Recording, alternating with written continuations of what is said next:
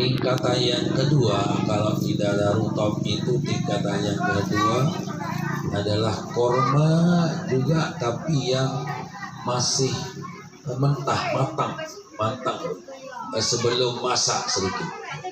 Jadi masih matang tapi sudah enak dimakan. Itu korma juga sama, juga tidak ada kalau di Mekah itu sedang kuning dia atau merah, itu seperti buah sawit yang merah itu rupanya. Itu nomor 2, tapi semua ada di Indonesia karena kita ada buah korma. Ada cerita-cerita di YouTube kita lihat, katanya ada di Indonesia, di Kalimantan, di Sulawesi, malah ada di Lombok katanya juga tempatnya berbuah, tapi belum kita saksikan sampai sekarang. Cuma kita saksikan di YouTube saja. Malah di Lombok ada katanya dekat di sana, tapi tidak pernah sempat kita ke sana. Apa betul atau tidak? Nah, itu dia berbuah katanya. Itu tidak ada. Kemudian nomor 3, tingkatan nomor 3 adalah korma yang masak semua. Nah, itu korma yang masak semua, ya seperti ini saya yang di muka kita ini. Berarti untuk kita di Indonesia, ya yang paling afdal kita pakai berbuka puasa adalah korma yang masak semua. Karena korma yang matang tidak ada, korma yang masak setengah pun tidak ada, maka yang ada adalah korma yang masak semua, seperti yang kita akan pakai berbuka. Itulah yang paling afdal sekarang ini. Kita ini yang paling afdal. Tentunya mengandung pahala. Kalau katakan afdal itu berarti paling besar pahalanya di antaranya. Kemudian pamin utamin patamizain pazamzami. Yang nomor 4 adalah air zam-zam. Tapi sudah maklum air zam-zam pun tidak ada. Ya tetap korma yang masak ini saja paling utama. Kemudian pamain, barulah nomor 3. Nah, nomor 5 adalah air biasa. Air biasa. Kemudian yang keenam, tingkatan ke-6, makanan atau minuman yang manis tanpa gula. Itu minuman atau makanan yang tanpa gula, seperti air tebu itu, atau air kelapa misalnya, apa juga yang manis tanpa gula, madu. Nah, kemudian nomor terakhir, ya nomor bengkis, dan nomor terakhir itu makanan minuman yang manis dicampur dengan gula. Artinya seperti ya es kelapa, es jus, itulah macam-macamnya. Yang biasa terkadang kalau kita pertama itu yang kita makan, padahal kita minum, padahal itu nomor terakhir.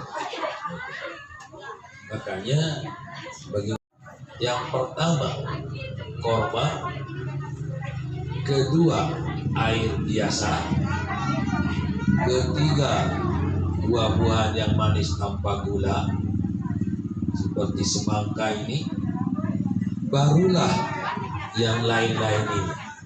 Ya, baru yang terakhir ini apa ini? Saya tak tahu yang dibungkus ini. Kemudian yang gorengan ini nomor terakhir ini. Ya. Jadi kalau yang ada di sekarang ini tartibnya korma, air putih, air ini biasa, baik dimasak atau tidak masak, yang mineral pokoknya. Kemudian yang ketiga ini semangka ya. Nah, yang keempat barulah ya lain-lain. Itu.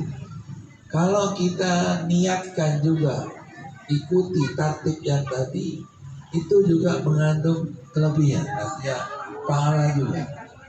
mana kita berbuka agak cepat juga itu takjil namanya.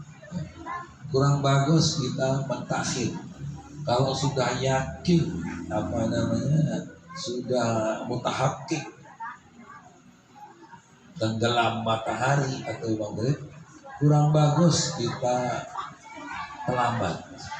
Seperti misalnya muazzin itu dia ambil dulu puasanya, buka dulu puasa, baru azan. Nanti lanjutkan setelah azan. Setelah seteguk air kah atau apa, makanan sedikit berdoa. Terkadang muazzin itu dia makan duluan, udah nanti setelah kenyang baru azan. Dikiranya orang semua punya HP, punya itu semua, jadinya kita nunggu terkadang. Sampai kita nunggu tiba-tiba dia sudah kenyang baru dia azan. Nah, sebaiknya itu caranya, tapi sekarang sudah banyak azan di HP pun azan dia kan. Itu. Tapi pokoknya seperti yang tadi, agar lebih sempurna pahala kita, langsung begitu azan kita berbuka puasa. Jangan kita dengan yang lain-lain, atau jangan kita melanjutkan yang lain, sedang main catur atau main remi. Nanti kita buka dulu, ini baru kita kita ini kurang bagus. Yang sebaiknya memang Rasulullah SAW khususnya bagi beliau yang tidak boleh bagi umatnya, tidak bagus bagi umatnya, malah tidak boleh puasa terus-menerus, tidak berbuka sampai tidak makan sahur.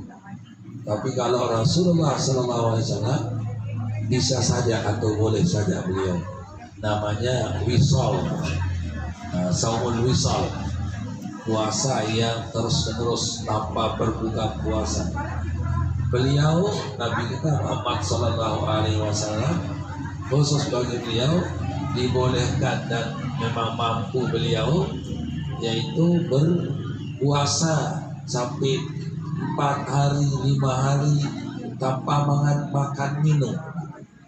Tanpa makan minum sudah dia lanjut, tidak makan sahur, tidak berbuka puasa.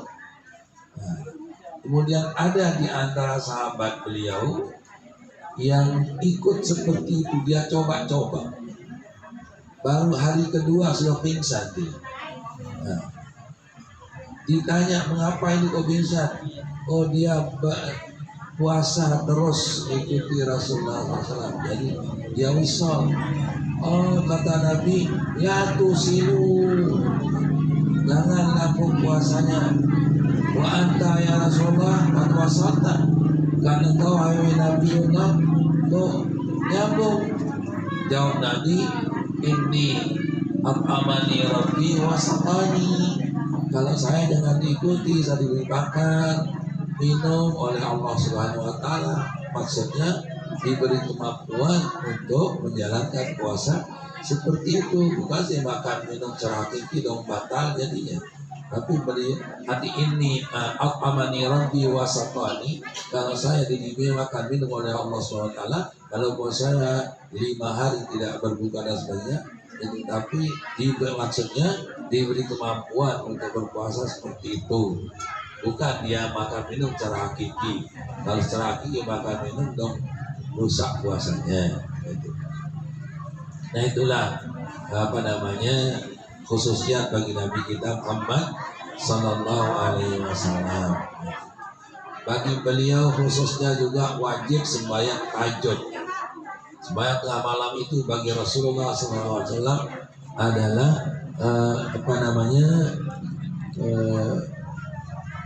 wajib baginya, kita sunat. Dan juga khusus bagi Nabi kita Muhammad SAW beristri lebih dari 4. Kalau umatnya hanya sampai 4, tapi kalau beliau boleh sampai 9, 10 dan seterusnya. Kalau semaunya dibiarkan, itu khususnya Nabi kita Muhammad SAW yang tidak boleh diikuti. Nah ini lagi sebentar saja maka mari kita kita habiskan. Mudah-mudahan apa yang saya sampaikan tadi ada manfaat kita semua. Amin ya rabbal alamin. Wallahu fi walihi wasallam. Assalamualaikum warahmatullahi wabarakatuh. Waalaikumsalam warahmatullahi wabarakatuh. Lagi 2 menit kita bahas